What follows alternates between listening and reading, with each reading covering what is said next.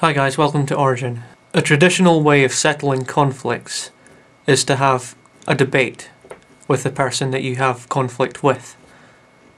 I don't think this is particularly constructive, and I actually think the format we have here on YouTube is better, and I'm going to explain why. You see, here on YouTube what happens is, I might express an opinion, someone might come back at me with a rebuttal, and if I have problems with their rebuttal, I make another video.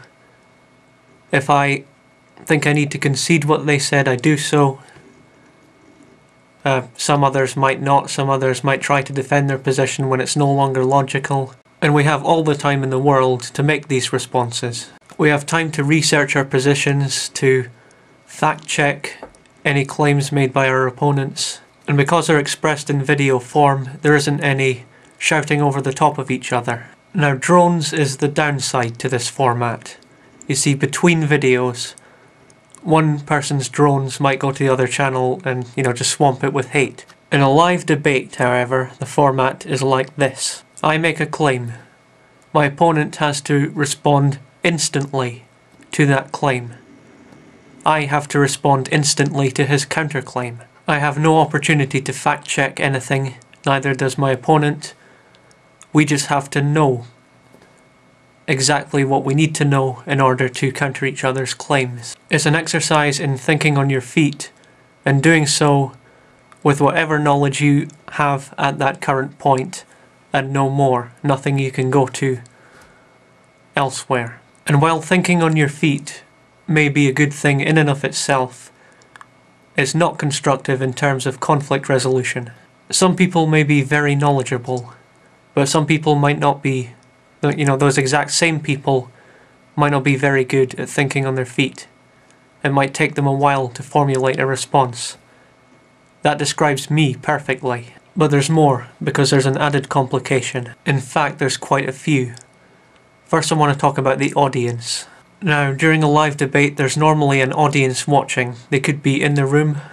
If it's a televised debate, they could be in front of their televisions, they could be in front of their computer watching it on YouTube, or they could be in the Blog TV room watching two people going at it. And not in all cases, but in many cases, that's how the winner of the debate, so I should say winner, is decided. This is a fundamentally flawed method of determining a winner. And it shouldn't even need explaining why, but I'm going to anyway. You see, each audience member has their own preconceptions, their own biases, that will make them favour one position over another. Some may well be ardent skeptics that focus only on the logic of the arguments, but some might be swayed by tricks which some particularly skilled in the art of live debate might use. I think the perfect example of this happening is really any recent live debate, even the Thunderfoot Ray Comfort debate. Any debate involving Thunderfoots that's happened in the last few months or even the last year or so. In the Thunderfoot Ray Comfort debate, Thunderfoot was quite hesitant, he stuttered a lot. One method is to try and steer your opponent towards something that they might not want to say. For example, Thunderfoot and D. Landon Cole. Thunderfoot started off with something like, do you want there to be more or less religion in the world? Now, Landon could have answered more or less. If he'd answered more, then Thunderfoot would have been able to portray that as a fundamental disagreement that they had, but of course that's not the case.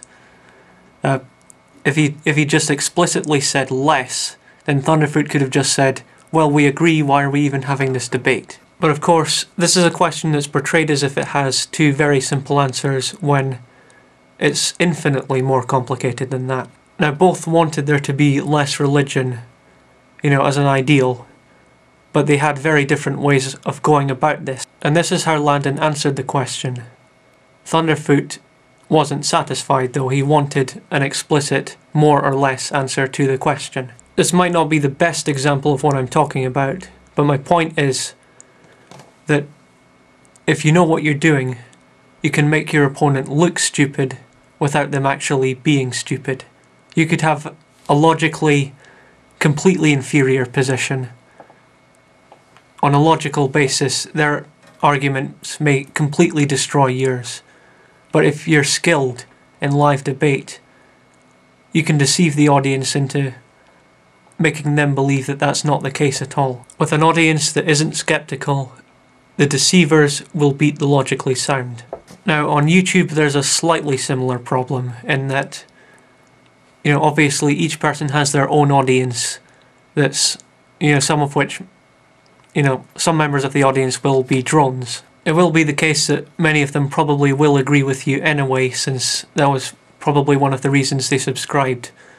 But you will get some people that will just repeat your arguments verbatim on the other person's page, or just spread hate or anything as a response to you making your video towards them. And in most cases, you probably won't be able to convince them that your position is more logical. But there's an advantage to the YouTube format which the live debate format doesn't have, and that's that if someone does use these sneaky techniques, you have time to respond to them, you have time to go through the video, carefully analysing them to make sure, to identify that they're there, and then figure out a way to respond that doesn't make you look like an idiot. Of course, a very simple way of doing this is to simply say that they're using these techniques. Now for the drones, this probably won't make any difference at all, but the fact that you've pointed them out, the more logical members of both audiences will see that they've been using these techniques.